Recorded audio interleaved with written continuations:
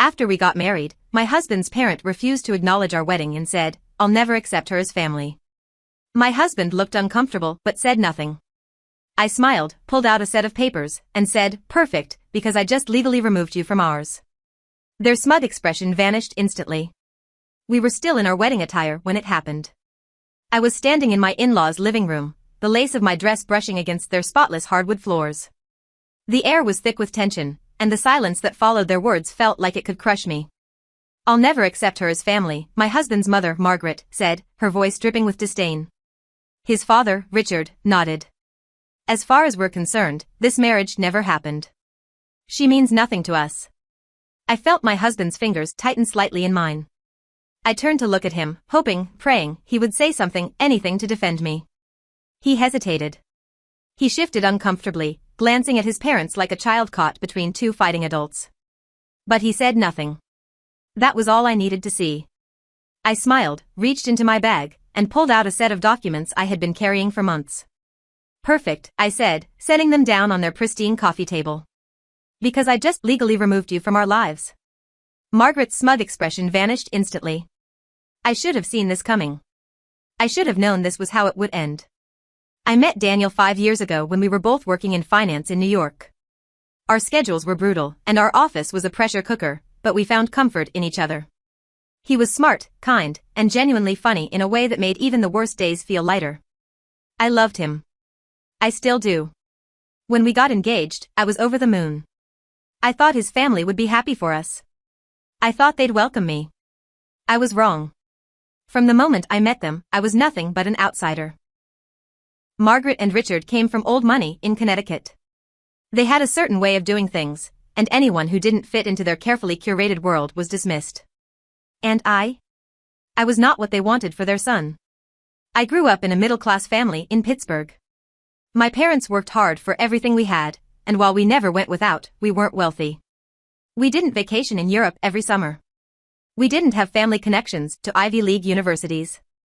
To them, I was beneath their son. Margaret made it clear from the start. The first time I met her, she greeted me with a tight smile and a look that scanned me like I was something she needed to tolerate. She never outright insulted me, not at first. It was all in the little things. The way she would conveniently forget to introduce me to people at social gatherings. The way she corrected me whenever I spoke, as if my words were somehow wrong. The way she would bring up Daniel's ex-girlfriend, Elizabeth, every chance she got. Elizabeth was the ideal daughter-in-law in Margaret's eyes. They still had lunch together. Margaret still referred to her as practically family. Daniel told me to ignore it. "She just needs time," he'd say. "She's difficult with new people." But it wasn't just Margaret. Richard was worse. He was colder, quieter, but every word he spoke was calculated to make me feel like I didn't belong. He'd make little comments about my job, my background, my upbringing. "That's an interesting career choice," he'd say, in a tone that made it clear he thought it wasn't good enough. Or, "Your parents must be very proud. It must be nice to have worked your way up." And then there were the big moments. The time they invited Daniel to a family dinner and conveniently forgot to tell me. The time they sent him a Christmas gift but ignored me entirely. The time they had a family reunion and didn't even mention it to us, until we saw the pictures on social media. Every time, Daniel would tell me to be patient. That they would come around. That they just needed time. 4 years of this. 4 years of being dismissed, disrespected, and treated like an outsider. Then came the wedding. I didn't expect them to be enthusiastic, but I did expect them to show up. They didn't. They didn't come to the rehearsal dinner. They didn't come to the ceremony. No call, no text, no excuse. Just nothing. Daniel was devastated. I was angry. And then they had the nerve to invite us over the day after the wedding. Daniel thought maybe, just maybe, this was it. That they had finally decided to accept us. I knew better. But I went anyway. When we arrived, they were sitting in their grand living room, sipping wine like it was any other day. No congratulations. No acknowledgement that we had just gotten married. And then Margaret said it. "I'll never accept her as family." Richard followed up with, "As far as we're concerned, this never happened. She means nothing to us." I looked at Daniel. He hesitated. He opened his mouth, then closed it. He looked at them. Then at me. then back at them. And said nothing. I felt something inside me snap. I had spent years trying to be good enough for these people. Years hoping for a shred of kindness, of basic human decency. I was done. I reached into my bag and pulled out the documents I had been carrying for months. Margaret's eyes narrowed. What's that? I placed them on the table, right between their untouched wedding gifts. Legal documents, I said. Officially removing you from our lives. Margaret let out a sharp laugh. You can't be serious. Richard scoffed. This is her idea, isn't it? He turned to Daniel, shaking his head. She's manipulating you. Daniel didn't respond. Margaret snatched up the papers and started reading. I watched as her face changed. The smugness disappeared. Her mouth pressed into a thin line. What the hell is this, she muttered. Richard grabbed the papers from her and skimmed through them. His expression darkened. This, I said, voice steady, is a legal declaration of no contact.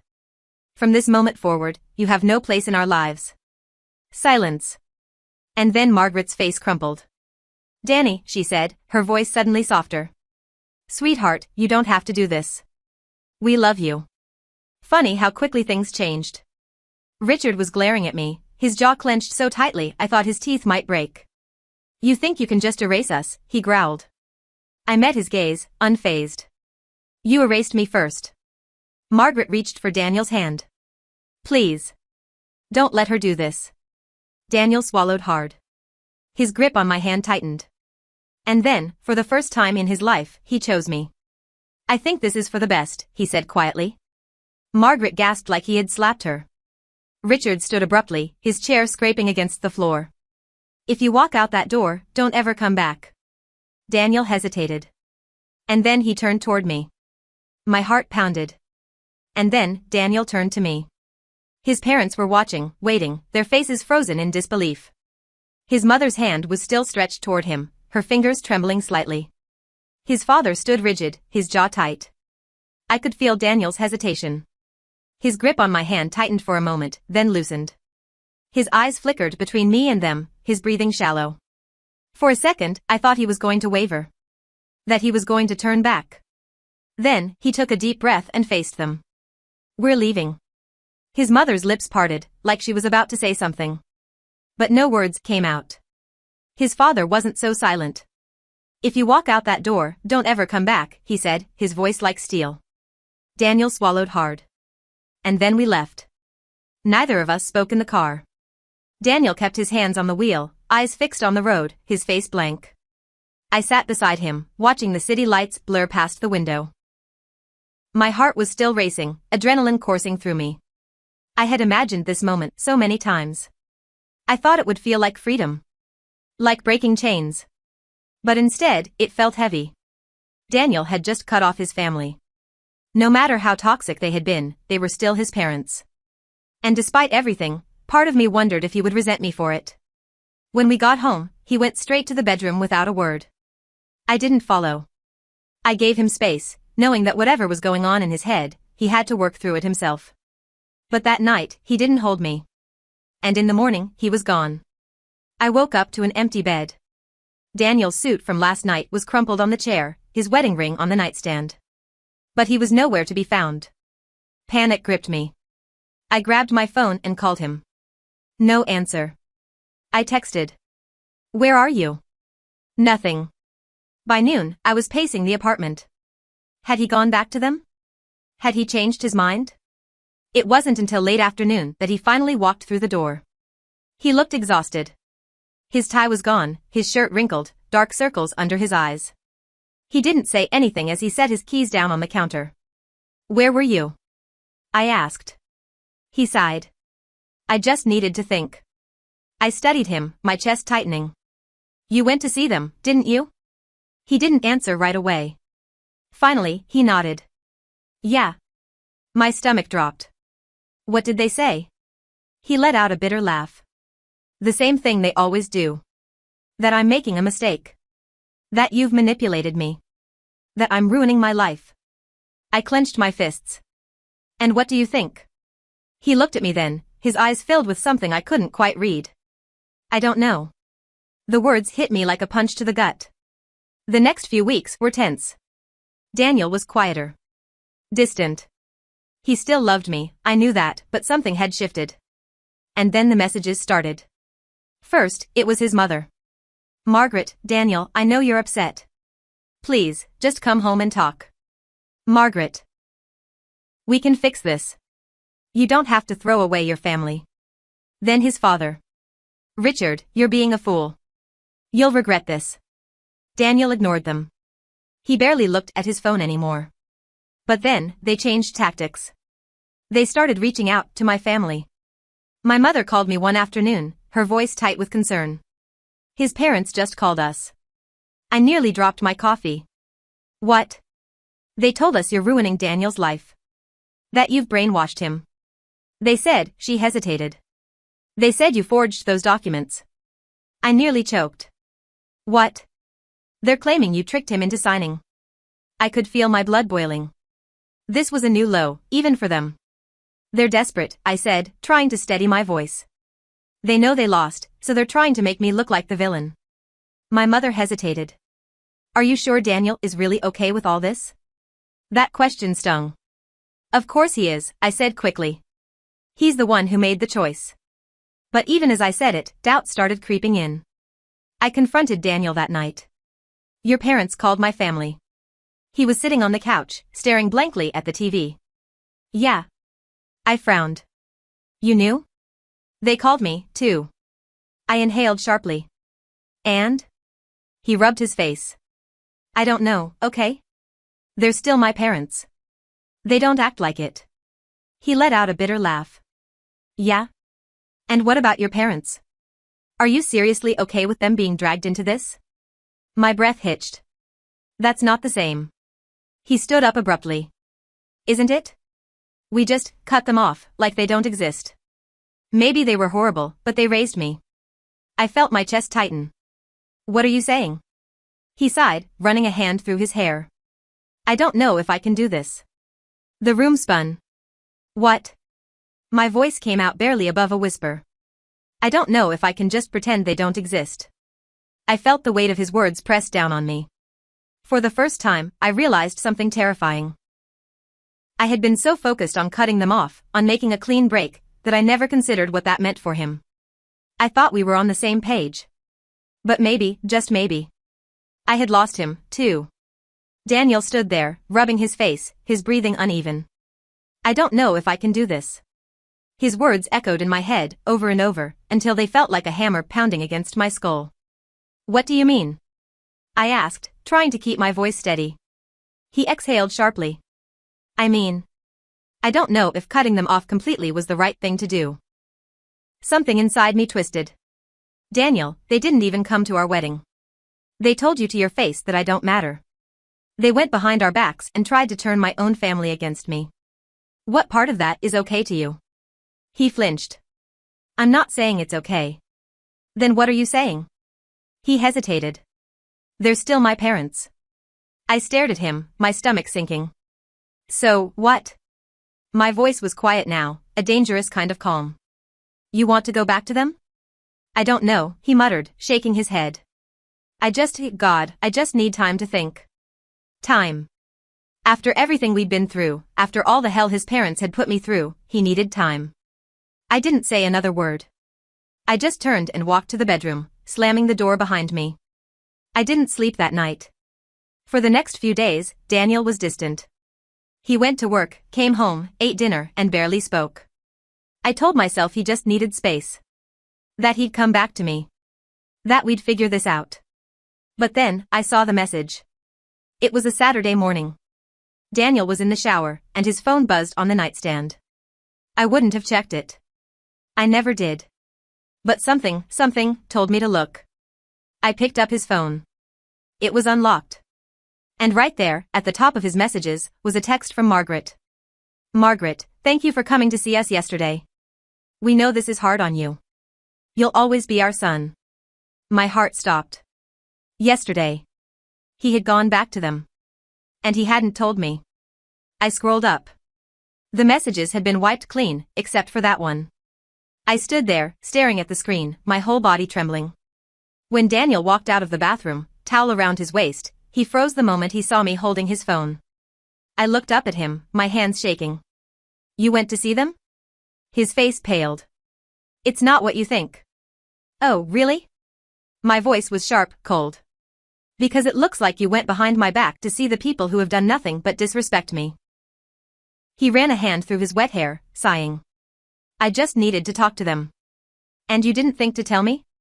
I knew you'd react like this, he snapped. I let out a hollow laugh. You lied to me, Daniel. How did you think I'd react? Silence. I could see the guilt in his eyes. But it wasn't enough. Did you tell them you regret cutting them off? I asked. He hesitated. And that hesitation told me everything. I nodded slowly, my throat tightening. Got it. I set his phone down and walked past him. Wait, where are you going? He asked, reaching for my arm. I yanked away. I need air. And then I left. I didn't know where I was going. I just walked. It wasn't until I found myself standing outside a coffee shop that I realized what I needed to do. I pulled out my phone and made a call. 20 minutes later, I was sitting across from Elizabeth, Daniel's ex. She looked surprised when she saw me. I wasn't expecting this, she said, sipping her coffee. Neither was I admitted. She raised an eyebrow. So, what's going on? I took a deep breath. Tell me about his parents. Elizabeth tilted her head. Why? I leaned forward. Because I need to know what I'm really dealing with. She studied me for a moment, then sighed. You're not the first one they've tried to get rid of, you know. I stiffened. What do you mean? She stirred her coffee absent-mindedly. They hated me, too. Not as much as they hate you, but they didn't approve of me either. Margaret used to tell Daniel I was too soft. That I wasn't ambitious enough. That I wasn't what a thorn should marry. I frowned. Then why do they like you now? She smirked bitterly. Because I left. My stomach twisted. They broke me, she continued. They turned Daniel against me, made him second-guess everything. And when I finally had enough and walked away, that's when they decided I was one of them. I swallowed hard. So, what are you saying? She leaned forward, her eyes sharp. I'm saying, they're playing the long game. They want you to leave.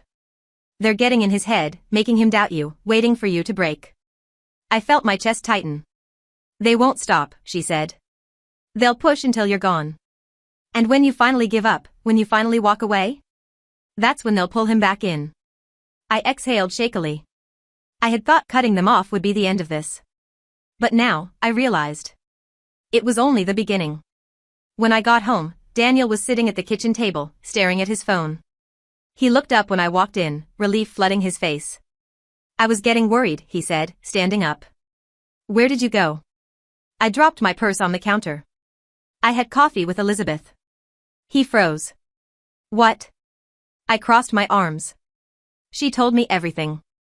His jaw clenched. Why would you go to her? Because I needed to hear the truth. I took a step closer. Tell me, Daniel. Are they winning? Are they getting in your head? He swallowed hard. I kept going.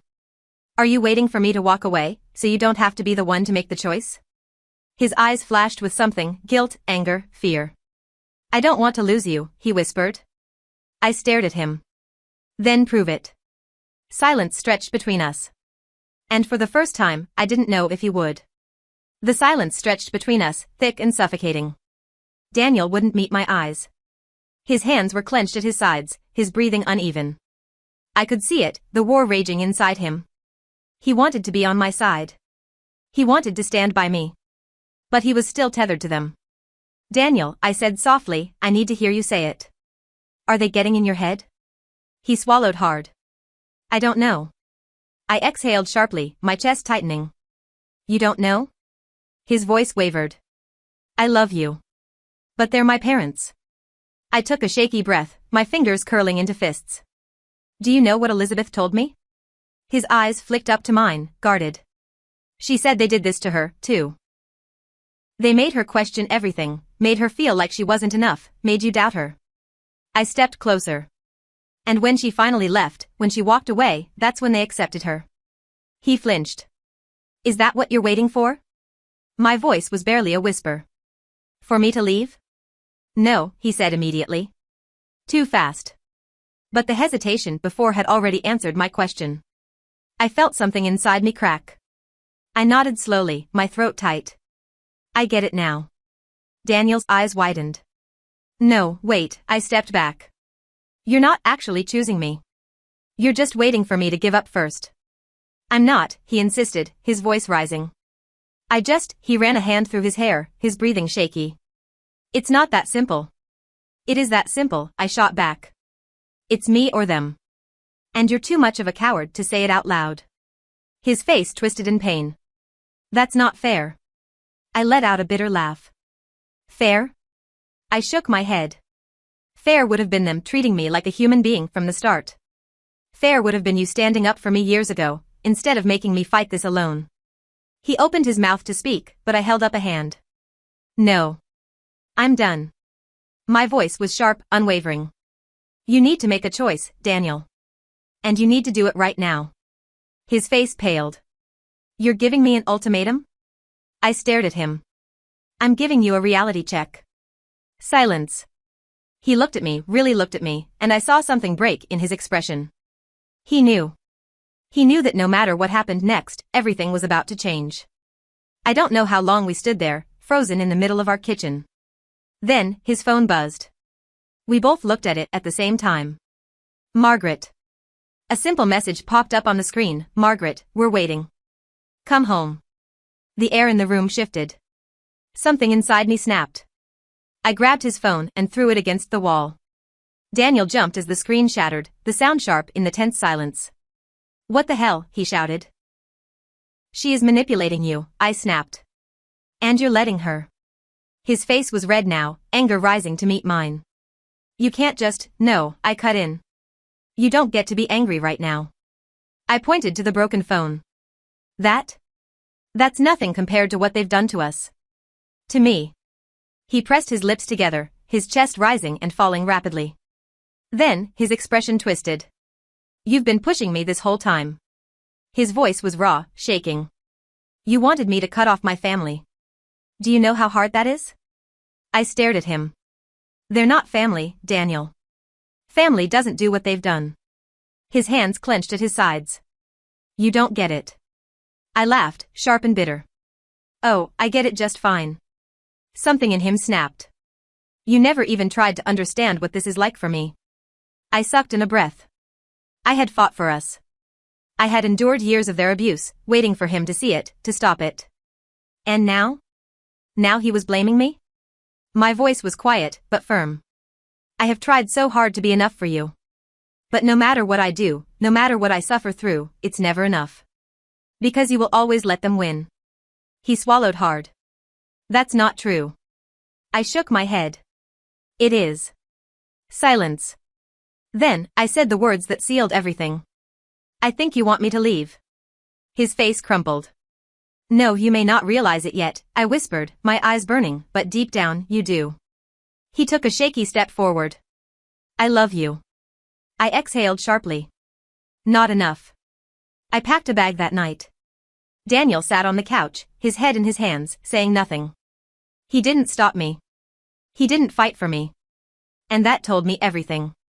I stayed at a friend's house for a few days, trying to breathe, trying to think. Daniel called a few times, but I ignored them. Then, on the fourth day, I got a text. From him. Daniel, I saw them today. You were right. They never wanted us to last. They wanted me back, and they got what they wanted. I stared at the screen, my heart pounding. Then another message came through. Daniel, I'm so sorry. But I think it's too late, isn't it? I took a shaky breath. And for the first time in years, I felt free. I wish I could say we fixed it. That he fought for me. That he finally chose me. But he didn't. Daniel went back to them. I don't know if it was out of guilt, out of exhaustion, or just because it was easier. But he chose them. And in doing so, he lost me. Months later, I heard through a mutual friend that Margaret had already started parading him around at social events, hinting at how he'd find someone more suitable soon. I should have been angry. I should have been devastated. But instead, I felt relief. Because I realized something. I never really lost him. He was never mine to begin with.